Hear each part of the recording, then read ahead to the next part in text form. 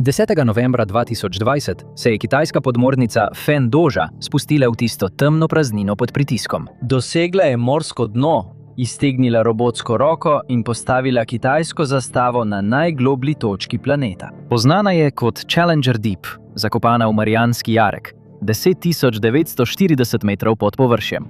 A to ni bilo presenečenje. Washington je imel 4 leta obveščevalnih podatkov, ki so nakazovali, da Kitajska prihaja. Ameriška vlada je pogledala, kaj je Kitajska pravkar storila, natančno razumela, kaj to pomeni in se odločila, da ne bo rekla ničesar. Ta tišina pove vse o tem, kaj se v resnici dogaja na dnu sveta. Vsaka vlada, ki ima interes v Pacifiku, je javno povedala isto zgodbo. Marijanski jarek je bil nedolžna zanimivost, nekaj, na kar so se lahko osredotočili morski biologi. Bil je preglobok in preveč nevaren, da bi bil pomemben za karkoli drugega. Vsaj to je bila krinka.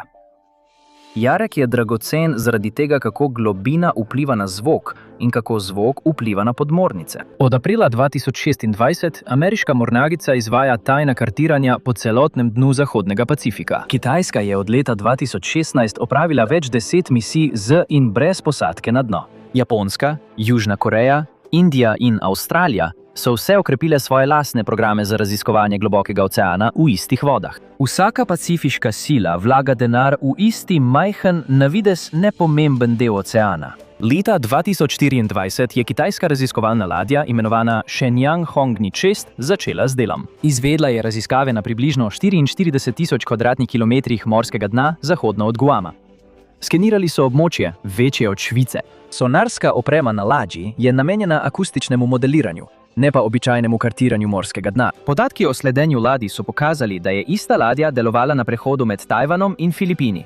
In ta vrzel je ključna. To je edina pot, po kateri lahko ameriška podmornica preide iz odprtega Pacifika v Južno-Kitajsko morje. Vse te vlade pravijo, da to delo nima nič vojaškega značaja. Toda pomorski strokovnjaki, ki so preučili vzorce v začetku leta 2026, pravijo drugače. Uradno to ni povezano z ribolovnimi pravicami. Namen je bolj zlovešč kot to. Marijanski jarek zareže 1600 mil dolgo brazgotino po morskem dnu, ki se še vedno povečuje. 180 milijonov let se ena tektonska plošča tukaj pomika pod drugo, drgne globoko pod oceanskim dnom dovolj močno, da sproži potrese z magnitudo 8. Nekje v tej globini leži Challenger Deep, najnižja znana točka na Zemlji. A tudi to ni edina praznina tukaj spodaj. Še bolj proti vzhodu, blizu Guama, se druga globel, imenovana Serrana Deep, spušča več kot 10.000 metrov temo. Raziskovalna plovila iz več držav že leta delujejo nad obema lokacijama. Kar čaka pod njima, je skoraj nemogoče preživeti. Pritisk tukaj spodaj je približno 16.000 funtov na kvadratni palec. To je več kot 1000-krat večji pritisk kot zračni pritisk, ki trenutno pritiska na vašo kožo. Približno 8 ton, ki zdrobi vsak kvadratni palec. Sodobni titanov trup bi se sesedel v manj kot sekundi, če bi popustil za delček palca. Voda ima temperaturo med 1 in 4 stopinjami Celzija, tik nad lediščem. Ovita je v temo in vanjo ne prodre nobena sončna svetloba. To je eno najbolj sovražnih krajev na planetu. In zdaj si ga želi vsaka vlada. Jarek leži prav v središču tekmovanja med ZDA in Kitajsko v Tihem oceanu. Guam in Severni Marijanski otoki, obe ameriški ozemlji, ležita približno 200 mil severovzhodno. Ti otoki imajo največjo koncentracijo ameriške vojaške opreme kjerkoli zahodno od Havajev. Guam ni le še en otok v Tihem oceanu. To je eno najbolj militariziranih območij na svetu. Ko se karkoli zgodi v vodah okoli otoka, to zelo natančno spremljajo. Letalska baza Anderson je tam. Edina baza v Zahodnem Pacifiku, ki lahko trajno podpira ameriško floto težkih bombnikov. B1, B2 in B52. Le nekaj mil stran je pomorska baza Guam, kjer domuje 15. podmorniška eskadrilja in rotacijske sile jedrskih napadalnih podmornic, vključno s podmornicami razreda Virginia, ki delujejo z otoka od leta 2024. V Pentagonu je Guam znan kot konjica sulice. Vsako leto z Andersonove baze vzleti približno 1500 bombniških misij. Otok hrani ogromne zaloge goriva, velike zaloge streliva in dovolj ognjene moči, da lahko v nekaj urah projicira ameriško vojaško moč po celotnem Indo-Pacifiku. Mornariška pehota je januarja 2023 ponovno aktivirala taborišče Blas na otoku. Na bazi je zdaj nastanjenih 5000 marincev za hitre odzivne operacije. To je prva nova baza mornariške pehote, zgrajena kjerkoli na svetu v skoraj 70 letih. Samo na mornariški bazi Guam deluje 28 ločenih poveljstev. Vojaška dejavnost na otoku v lokalno gospodarstvo letno prinese več kot $1,5 milijardo. In brezno poleg Guama skriva še nekaj drugega. Nekaj, zaradi česar so vojske še posebej pozorne nanj. Kraj, kjer se zvok ne obnaša več normalno. Spremembe pritiska, temperaturna nihanja in koncentracije soli upogibajo zvočne valove skozi ocean na nenavadne in nepredvidljive načine. Signali se ukrivljajo, odmevi odplavajo, hrup potuje tisoče milj v eno smer in izgine v drugi. In na določenih globinah zvok pade v tisto, kar mornarica imenuje SOFAR kanal, plast vode, ki lahko prenaša hrup čez celotne oceane. Toda jarek ustvari nekaj še pomembnejšega od tega. Senčne cone, območja, kamor zvok preprosto ne prodre. Podmornica, skrita v enem od teh žepov, izgine. Površinski sonar je ne more najti. Letala je zagotovo ne morejo najti. Tudi druge podmornice je ne morejo najti. Razen če imajo ravno pri sebi točen lokalni zemljevid, ki prikazuje, kje so ta območja. Ta zemljevid je najdragocenejši vojaški dokument v Pacifiku. ZDA pa so desetletja v tajnosti sestavljale ta zemljevid. Zemljevid ameriškim kapitanom podmornic natančno pove, kje lahko izginejo. Prav tako jim pove, kje morajo iti sovražne podmornice, če želijo poskusiti isto zvijačo. Katerakoli mornarica, ki ima ta zemljevid, ima vse adute v rokah. Nadzira, kdo bo živel in kdo umrl v kateremkoli podvodnem spopadu v regiji. Ko je Kitajska novembra 2020 pristala na morskem dnu, niso postavljali zastave. Postavljali so strateško vprašanje. Koliko tega zemljevida so se pravkar naučili kopirati? 23. januarja 1960 se je ameriški mornariški častnik po imenu Don Wash povzpel v batiskav z imenom Triste. Pridružil se mu je švicarski inženir po imenu Jacques Picard. To je bila utesnjena jeklena krogla s premerom nekaj več kot 6 čevljev, ki je visela pod ogromnim rezervoarjem s 34,000 galonami bencina. Začela sta se spuščati ob obali Guama in počasi padala v črnino pod Pacifikom. Spust je trajal skoraj 5 ur. Sprva je bilo zunaj okenca še vedno življenje.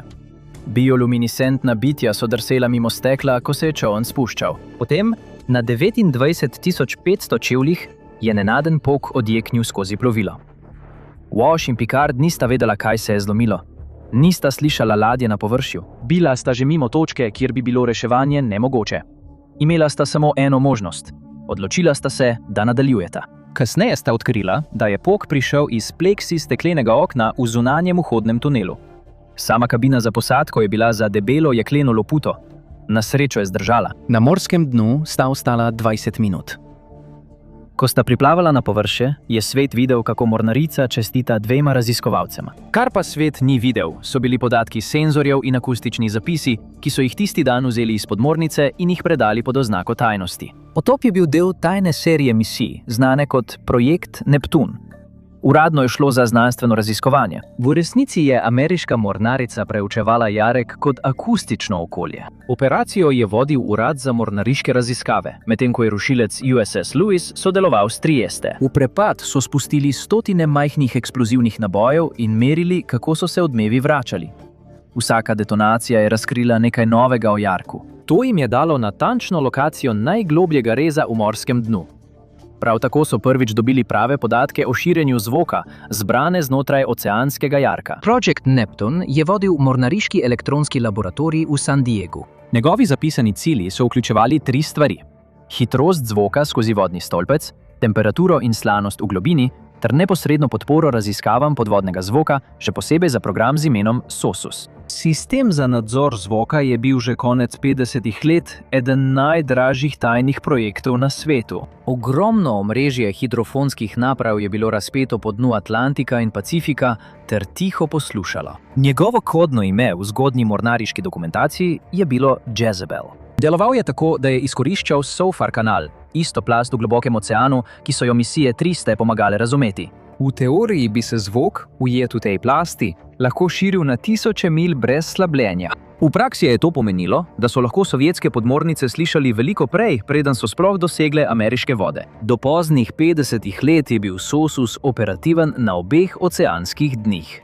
Usposobljen operater na obali je lahko prepoznal posamezne sovjetske podmornice že samo po akustičnem podpisu njihovih propelerjev. Med kubansko raketno krizo je sistem sledil podmornicam, ki so se premikale proti Kubi, za katere so nekateri verjeli, da prevažajo jedrske torpede, in je Beli hiši prvič omogočil pogled v grožnjo pod vodo v realnem času. Sistem je bil javno priznan šele leta 1991.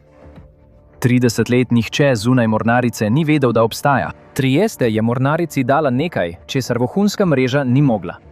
Neposredne meritve iz samega jarka, vse pridobljene z inštrumenti, ki so bili tam fizično prisotni. Podatki so šli v zaupno zbirko in nikoli niso nehali prihajati. V naslednjih 30 letih je mornarica še naprej sestavljala sliko globokega Pacifika s programi, ki na papirju niso obstajali. Avtonomna podvodna vozila, oddaljeni senzori, fiksne akustične mreže, pritrjene na morsko dno.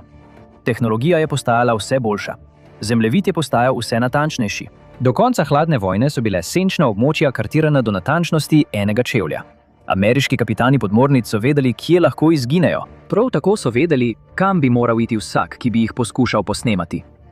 Ta zemljevid je bil osnova ameriške prevlade podmornic v Pacifiku. In potem se je Peking odločil, da želi imeti svojega.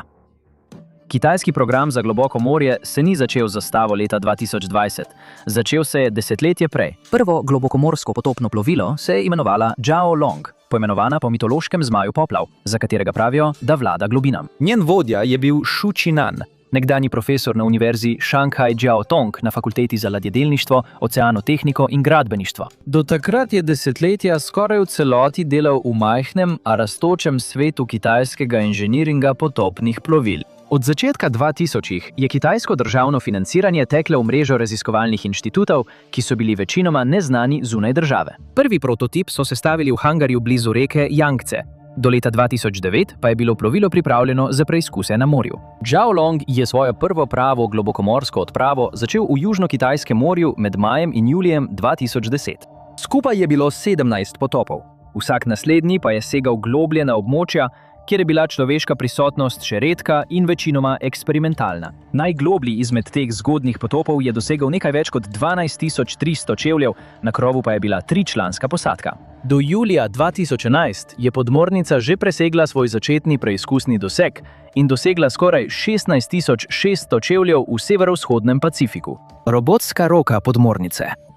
Zhao Long je med prejšnjim potopom na morsko dno Južno-Kitajskega morja postavila kitajsko zastavo. Drugo je postavila na globini 23.000 čevlje v Marijanski jarek. Že takrat je bila ta gesta namig, da program v resnici ni bil namenjen znanosti. S to globinsko zmogljivostjo je lahko Zhao Long deloval na približno 99,8% svetovnih oceanov.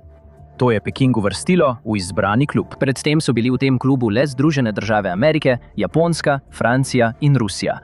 Vsakomur, ki je spremljal dogajanje, je bilo jasno, da Kitajska ne gradi raziskovalne flote. Gradila je zmogljivost. Na enak način, kot je zgradila svojo nadvodno mornarico, vesoljski program in polprevodniško industrijo. Metoda je bila znana. Preučiti, kaj so že imele Združene države Amerike in ugotoviti, zakaj je to delovalo. Nato jih dohiteti platformo za platformo, leto za letom. Zhao Long je bil šele začetek. Leta 2016 je prišlo drugo generacijsko plovilo, Shanghai Yongxi, kar približno pomeni bojevnik globokega morja. Za razliko od svojega predhodnika je bil skoraj v celoti zgrajen iz domačih komponent, približno 95% kitajske izdelave. Ni šel tako globoko kot Zhao Long, saj je imel največjo delovno globino približno 4500 metrov, vendar je bil zasnovan za nekaj drugega – vzdržljivost. Misije so lahko trajale do 10 ur. Fen Doja je bil splavljen istega leta. Vsaka generacija je šla globje kot prejšnja. Vsak je imel boljše instrumente in vsak je bil tesneje povezan s potrebami mornarice ljudske osvobodilne vojske. Skupaj ta plovila zdaj tvorijo večstopenjsko floto.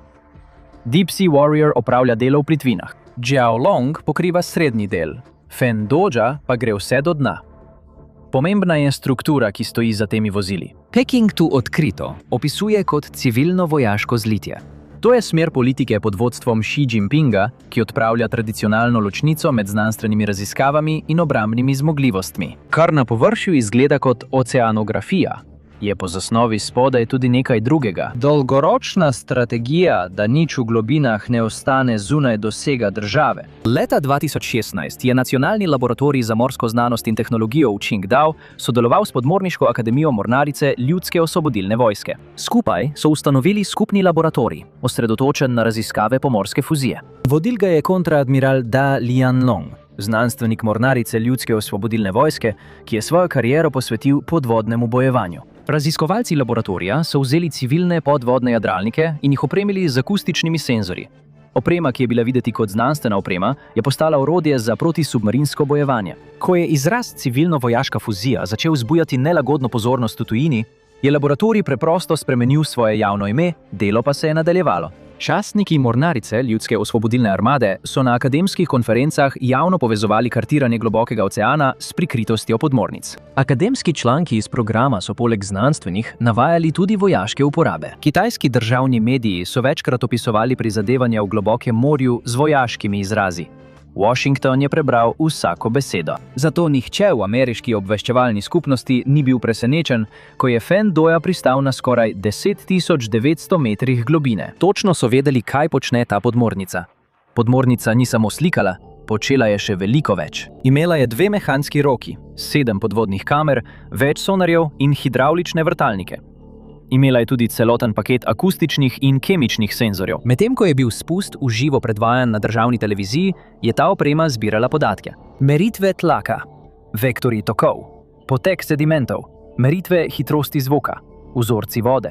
Vse to je bilo zbrano na natančnih koordinatah, kjer se najgloblji akustični koridori približajo jugozahodni strani Guama. Le peščica posadkovanih plovil je kdaj dosegla dno Challenger Deepa.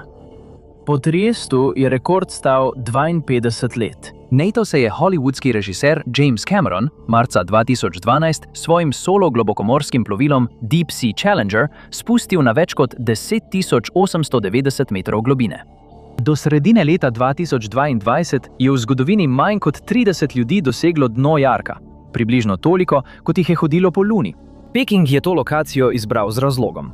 Ne samo zaradi samega jarka, ampak tudi zaradi tega, kar ga obdaja. Oblika morskega dna, način, kako se oblikujejo temperaturni sloji v vodnem stolpcu, akustične razmere, ki jih ustvarja geometrija globokega oceana, in le 200 milj stran je Guam. Vse skupaj tvori eno izmed strateško najvrednejših podvodnih okolij na Zemlji. Če načrtujete podmorniške operacije, je to natanko takšno mesto, ki ga morate podrobno razumeti. Pravi tovor je bil tisto, kar je fen Doja prinesla nazaj na svojo matično ladjo 28. novembra.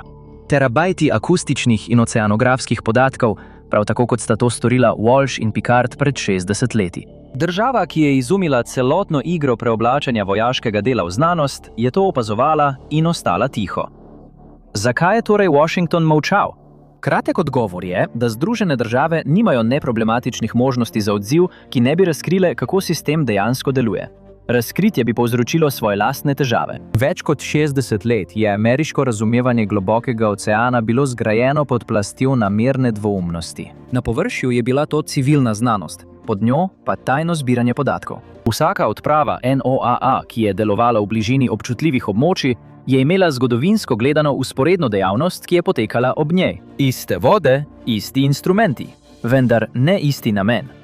Podvodni nadzorni sistem, ki se je razvil iz SOSUS-a, je bil celoti priznan šele po hladni vojni. Do leta 1991 je obstajal pod vrsto namerno nevtralnih oznak, kot sta Oceanographic System Atlantic in Oceanographic System Pacific. Večino svoje zgodovine tudi osebje, ki je neposredno delalo na njem, ni bilo javno prepoznano kot del vojaške nadzorne misije. Tisto, kar je od tega omrežja ostalo leta 2026, se imenuje Integrated Undersea Surveillance System. Deluje iz majhnega števila objektov in ladij. Večina jih je v Tihem oceanu. Do leta 2026 po regiji patruljira le še nekaj namenskih nadzornih plovil. 5 ladij vleče kilometre dolge hidrofonske nize skozi Tihi ocean in posluša pod površjem. Njihova naloga je zapolniti vrzeli med fiksnimi senzorji na morskem dnu in ujeti tisto, kar stacionarni sistemi spregledajo. Samo poveljstvo je precej manjše kot v času hladne vojne, vendar so se zmogljivosti posamezne platforme povečale za več redov velikosti. Če bi Washington javno protestiral proti kitajskim dejavnostim v Challengerjevi globeli, bi s tem enako vprašanje obrnil tudi nase. Kaj točno so Združene države počele v teh vodah od leta 1960? Nobena administracija si ne želi tega pogovora. Tišina ohranja krinko nedotaknjeno. A obstaja še en problem. Zakon. Jarek leži v mednarodnih vodah. Noben člen konvencije Združenih narodov o pomorskem pravu ne podeljuje vojaškega lastništva nad globokim morskim dnom. Nobena pogodba ne preprečuje državi, da tam deluje, ga kartira ali zbira podatke, kar pomeni, da so kitajske misije zakonite. Prav tako pa so popolnoma zakonite tudi ameriške operacije tam. Če Washington uradno nasprotuje kitajskim operacijam na Challenger Deep, tvega ustvarjanje precedensa, ki si ga ne more privoščiti. Kajti v trenutku, ko Združene države trdijo, da dejavnosti v globokem oceanu v mednarodnih vodah zahtevajo dovoljenje, se lahko ta standard obrne proti ameriškim sistemom. Zato Washington ostaja tiho. Spregovoriti stane več kot molčati. Tehnično gledano, Jarek spada v pomorsko območje federativnih držav Mikronezije, majhne pacifiške države, ki je z Združenimi državami povezana prek sporazuma o prostem združevanju. Leta 2009 je Washington okoliške vode razglasil za morski narodni spomenik Marijanskega jarka, zaščiteno območje, ki meri približno 95.200 kvadratnih milj, kar je večje od celotnega Združenega kraljestva. Ta razglasitev prepoveduje komercialni ribolov in izkoriščanje virov, vendar zelo malo govori o znanstvenih raziskavah, kartiranju globokega morja, avtonomnih vozilih ali o vrstah vojaško povezanih oceanografskih dejavnosti, ki tam potekajo. Namesto tega so poskušali razumeti, kaj se je spremenilo, kaj je bilo izgubljeno in kako bo izgledalo naslednje desetletje podmorskega rivalstva v Pacifiku. In bolj kot so podrobno opazovali, bolj so bili zaskrbljeni. Ena od ladij, ki je pritegnila pozornost, je plovilo z imenom Dongfang Hong 3. Uradno deluje pod okriljem Oceanografske univerze Kitajske. Toda v letih 2024 in 2025 so bila njena gibanja videti manj kot akademske raziskave in bolj kot sistematično izvidništvo. Ladja je izvajala raziskave v tesnem mrežnem vzorcu po vodah v bližini Tajvana in Guama, se premikala naprej in nazaj po natančnih poteh, namenjenih podrobnemu kartiranju morskega dna. Večkrat je prečkala tudi strateško pomembne dele Indijskega oceana. NATO je marca 2026 Reuters objavil članek, ki je spremljal 5 let dejavnosti 42 kitajskih raziskovalnih plovil, ki so delovala po Tihem, Indijskem in Arktičnem oceanu. 9 strokovnjakov za pomorsko vojskovanje je pregledalo vzorce gibanja. Vsi so prišli do istega zaključka. To ni bila običajna civilna znanost. To so bili vzorci raziskav, ki jih mornarica izvaja pred podmorniškimi operacijami.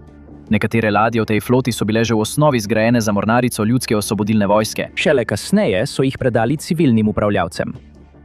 Razred Shangyang Hong je najbolj pogosto naveden primer. Januarja 2024 so raziskovalci iz Centra za strateške in mednarodne študije preučili 64 aktivnih kitajskih raziskovalnih plovil. Več kot 80% jih je kazalo znake vojaške povezanosti ali dvojne uporabe. To ni bilo naključje. 2. marca 2026 je kontraadmiral Mike Brooks, vodja ameriškega urada za mornariško obveščevalno službo, nastopil pred Ameriško komisijo za pregled gospodarskih in varnostnih odnosov s Kitajsko ter opisal spremembo na nenavadno, neposreden način. Kitajska je, kot je dejal, dramatično razširila svoje operacije raziskovanja oceanov. To je označil kot strateško skrb. Podatki, je dejal Brooks, kitajski mornarici omogočajo 3 stvari hkrati. Zemljevid za skrivanje lastnih podmornic, zemljevid za iskanje naših in natančna mesta, kjer lahko namestijo senzorje ali orožje na morsko dno. To je bilo najbližje, kar je Washington prišel do tega, da bi na glas povedal, kaj je tišina leta 2020 skrivala.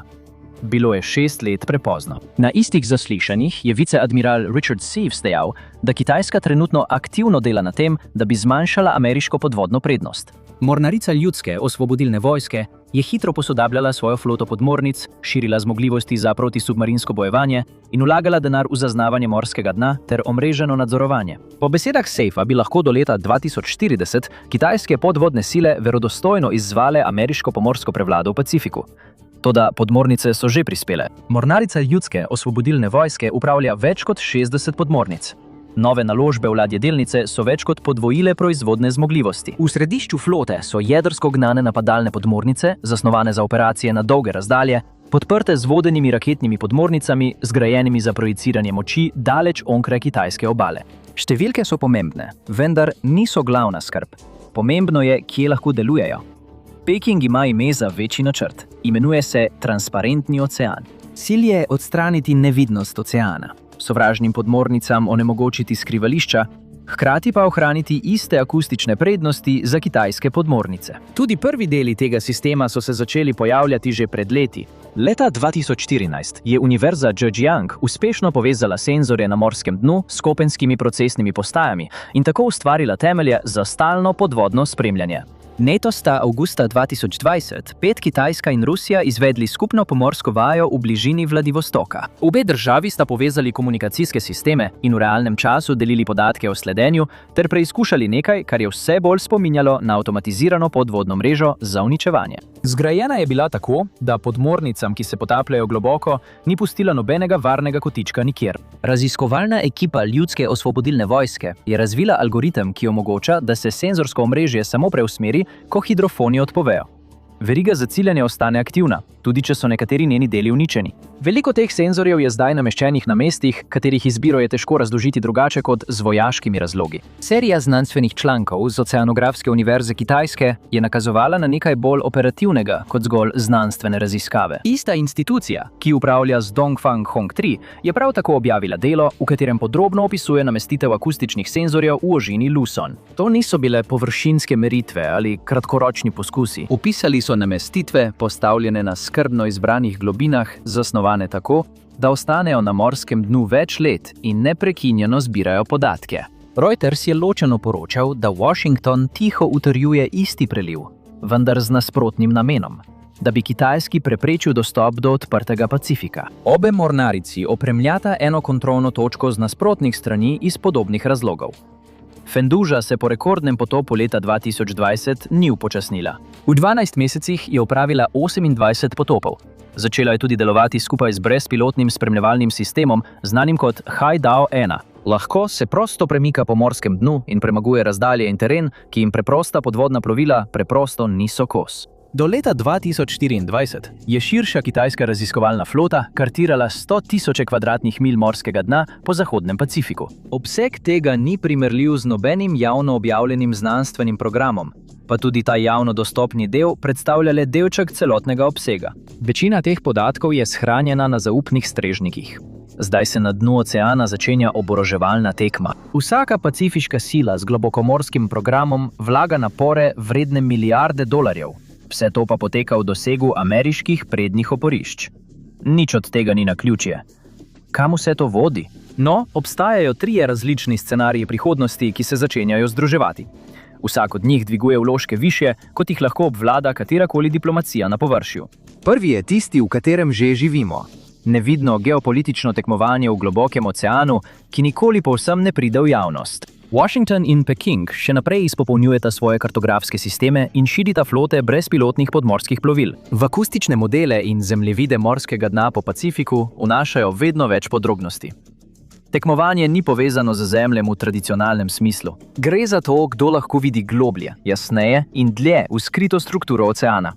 Vsaka kubična milja uporabnih podatkov postane predmet tekmovanja. Večina teh podatkov nikoli ne pride v javnost. Nobena stran nima interesa pojasnjevati, zakaj se borijo. Druga prihodnost je tista, ki jo vojaški načrtovalci na obeh straneh na skrivaj pripravljajo.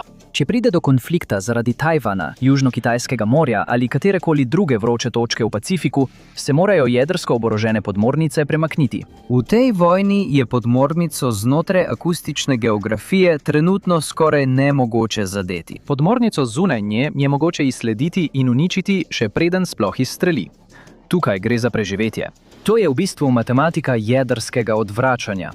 Kaj preživi po prvem udarcu in kaj ima še vedno sposobnost povračilnega napada. Večino hladne vojne so Združene države svojo pacifiško jedrsko odvračalno moč temeljile na podmornicah z balističnimi raketami, ki so lahko izginile za več mesecev. Odvračanje je delovalo, ker je bilo te podmornice nemogoče najti. V trenutku, ko jih je mogoče zaznati, se strategija sesuje. Podatki, ki jih Peking zbira že 15 let, niso teoretični.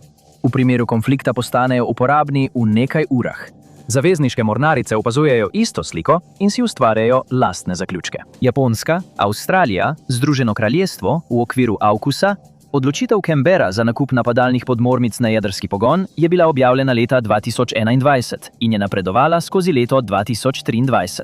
Na papirju gre za modernizacijo in odvračanje, neuradno pa gre za spoznanje, da podvodna prednost v Pacifiku ni več zagotovljena.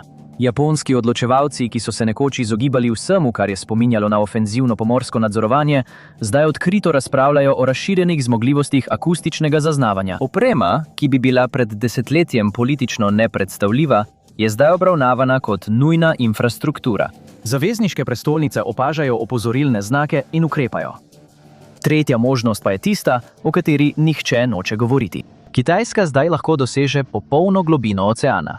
Lahko postavi podvodne drone za dolgotrajno bivanje na morsko dno tik ob ameriškem ozemlju. Nobena država se ni dogovorila, kaj šteje za sovražno dejanje na mednarodnem morskem dnu. Za globokomorsko območje ni posebnih pravil delovanja. Tudi ko ena država najde zaupno opremo druge države, poleg svojih prednjih vojaških oporišč. Najbolj podoben primer v zgodovini je bil zapleteno soočenje zaradi izvidniških letov v zgodnjem obdobju hladne vojne. Sestrelitev letala U-2, ki ga je pilotiral Gary Powers, nad Sovjetsko zvezo leta 1960, je obe strani prisilila, da sta razvili tiha pravila o tem, kaj je sprejemljivo. Pod vodo se še ni zgodilo nič podobnega. Če pa bi se, ni nobenega dogovorjenega pravilnika, ki bi to urejal. Tekmovanje se oddaljuje od vidnih mejnikov, kot so postavljanje zastav ali rekordni potopi. Premika se k nečemu, kar je težje preveriti. Senzorji, ki lahko poslušajo. Omrežja, ki bi lahko komunicirala med seboj. Platforme, ki bi v teoriji lahko motile ali napadle, ne da bi se sploh pojavile na površju in se identificirale. Kdor nadzoruje to plast oceana? Nadzoruje nekaj več kot le površinske ladijske poti ali zračne koridorje. Nadzoruje prihodnost podmorniškega bojevanja.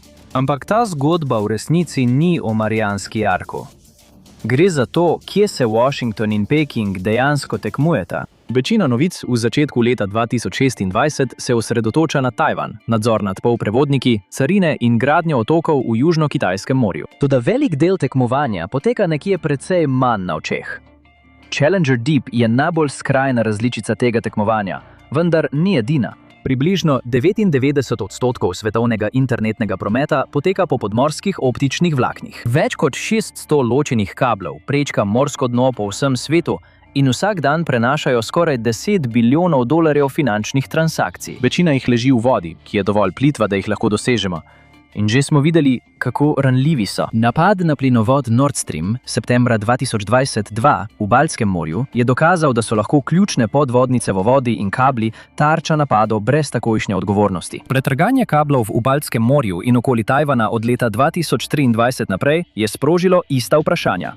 Pentagon zdaj obravnava varnost morskega dna kot samostojno področje delovanja. Oceani pokrivajo 71% površine našega planeta. Večina morskega dna še nikoli ni bila kartirana z vojaško natančnostjo. Zdaj se to spreminja. Kitajska upravlja z 42 raziskovalnimi ladjami po Tihem, Indijskem in Arktičnem oceanu. Na morskem dnu je nameščenih na stotine senzorjev. Vse več manjših držav dovoljuje Pekingu vstop v svoje vode v zameno za pristanišča in ceste. ZDA se upirajo prek Urada za mornariške raziskave in DARPA.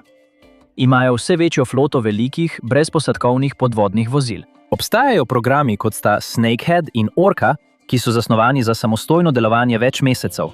Orca je največji med njimi. Prvi prototip, ki ga je za ameriško mornarico izdelal Boeing, je bil dostavljen decembra 2023.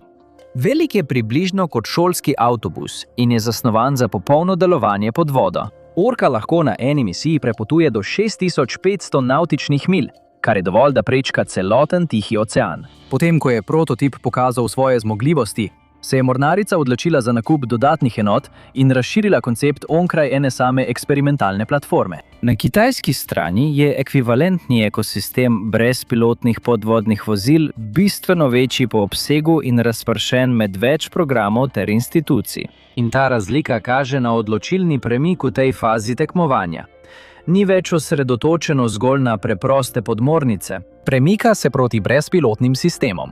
Omrežene platforme, ki lahko delujejo daljša obdobja, razširjajo pokritost s senzorji in neprestano oblikujejo podvodno okolje. Kitajski raziskovalci v preimenovanem skupnem laboratoriju v Qingdao prilagajajo akustične jadralnike kot orodja za protisubmarinsko bojevanje. Nič ni novega glede same strojne opreme.